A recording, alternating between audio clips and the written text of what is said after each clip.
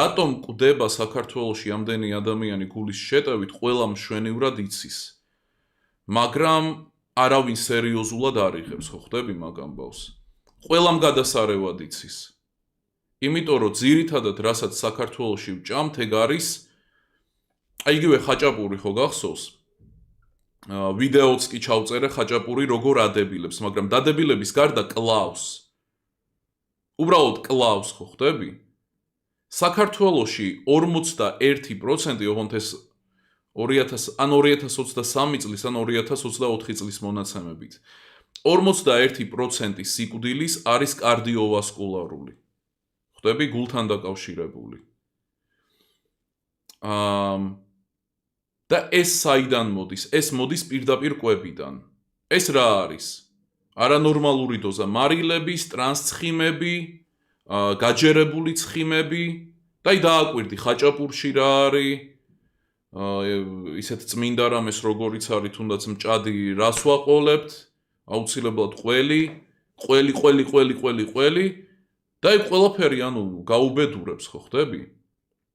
იმიტომ რომ მარილი რას შვება? მარილი ჰიპერტონიას იწვევს, ნუ იმას სისხლის წნევას გიწევს. რაც შეეხება გაჯერებულ ცხიმებს, ეგენი უბრალოდ იმებს ქლოგებს ქმნიან არტერიებში. ხო ხვდები? და როცა გაქვს აი ეს კომბინაცია მაღალი წნევა სისხლის წნევაზე არის საუბარი და თან დაქლოგილი ისინი არტერიები, გაქვს გულის პრობლემები, გულის დაავადებები. და ასე ავადმყოფდება ხალხი და მაგიტო არის რომ ამდენი ადამიანი კვდება საქართველოში გულით. 41%, ოღონდ არ ვიცი ეს 2023 წლის არის თუ 2024 წლის მონაცემები, მაგრამ მე გაუბედურებს ხალხს. უნდა მოერიდო რა აი ამ იმებს გაჯერებულ ცხიმებს, ტრანსცხიმებს საერთოდ, დიდი რაოდენობით სოდიუმს, ეს ყველაფერი უნდა მოკვეთო, იმიტომ რომ ეგ ყველაფერი პირდაპირ იწვევს გულის დაავადებებს, პირდაპირ იწვევს კარდიოვასკულარულ პრობლემებს. ხვდები? და თან ახალგაზრდებიც კვდებიან ჩვეულებრივად ამით. ეს არის სუფთა ისეთი კვების ამბავი. კვების ამბავი არის. საქართველოში ისე რამდენი კვდება იმით NCD-თ. NCD არის, ნუ აი ისეთი რამე რა, დიაბეტი, კარდიოვასკულარული, რაც ისეთი lifestyle-ზე არის დამოკიდებული და არ გადაეცე და პლუს გენეტიკაზე და მაგრამ რაც არ გადაეცემა, ვერ გადასცემ მეორე ადამიანს, მაგით კვდება 90%-ზე მეტი საქართველოში. სიკვდილები რო აიღო ყველა 90%-ზე მეტი შეგიძლია გადაამოწმა, მე ეჭვება რომ მონაცემები ამ 2 წელიწადში 3-ში რადიკალურად შეცვლილიყო, მაგრამ ხო 90%-ზე მეტი კვდება ეგეთი რამეებით, დიაბეტი, გული, ინსულტი, ეგეთი NCD-ებით რა. და მაგისი 41% არის ეს რა ქვია, თვითონ გულით. კარდიოვასკულარული გართულებით გამოწვეული სიკვდილი. რა ვიცი, აქ მგონი ცხადი არის რა ყველაფერი. მოერიდე ხაჭაპურს.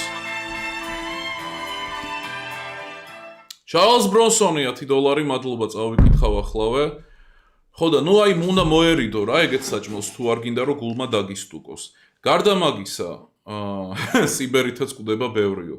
გარდა მაგისა, მწეველებიც, ანუ ძალიან ბევრს ვეწევით, რაც ასევე ამ ყველაფერს უფრო აუბედურებს და ნუ მოკლედ რა, ანუ ქართული კვება არის საზიზღარი, აი ყოველდღიური ქართული კვება.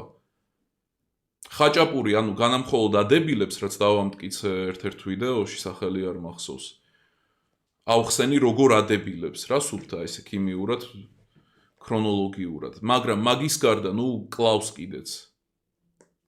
კლავს კიდეც. აი უბრალოდ მოკვეთე შენი ცხოვრებიდან, აი სულგუნი საერთოდ, სულგუნი არის აი სიკვდილის ყველი. ხო და არ მაინტერესებს რა ვისთვის რამხელა სიწმინდე არის. თუ სიწმინდე არის, მოდი თავს ნუ მოიკლავ რა მაგ სიწმინდით. ძალიან იშვიათად ჭამე. ძალიან იშვიათად, ყოველ თვეც არა, ანუ უფრო იშვიათად. აი ეს ყველაზე პოპულარული საჭმლები რაც არის საქართველოში. აი სულ ყველგან კარაქი, ცხიმები და ანუ კვდები მერე რა. კვდები მერე. და ეგრე კვდა 41% ანუ სახუმარო ნამდვილად არ არის რა 41% კვდება რითი კარდიოვასკულარული გართულებით. მაგას რა იწვევს? წეღანრეებით ჩამოუთვალეს ტრანსცხიმები, გაჯერებული ცხიმები, აი სოდიუმი მაღალ რაოდენობაში, ყველი კარაქია ეს ისინი.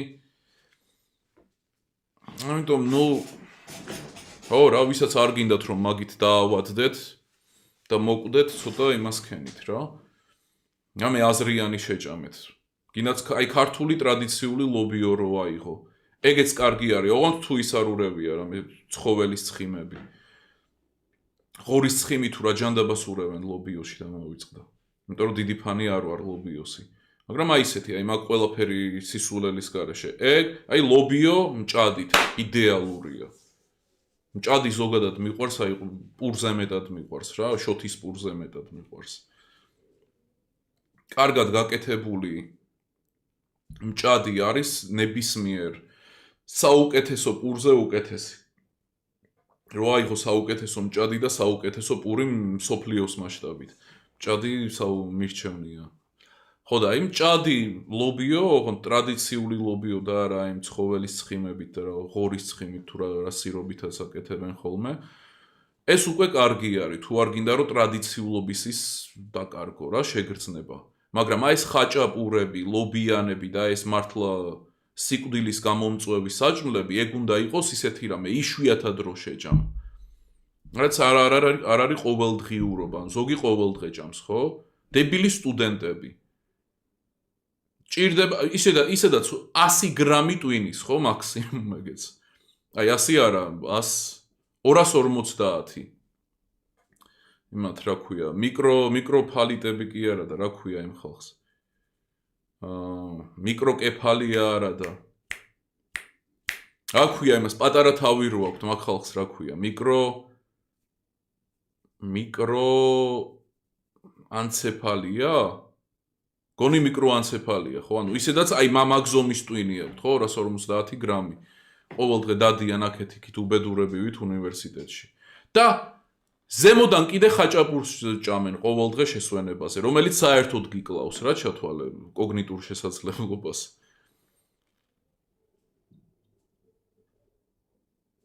ხო, აიგენი უნდა ამოიღოთ რა, ეს კარაქი, ცხიმი, ეს სოდიუმი დიდი რაოდენობით.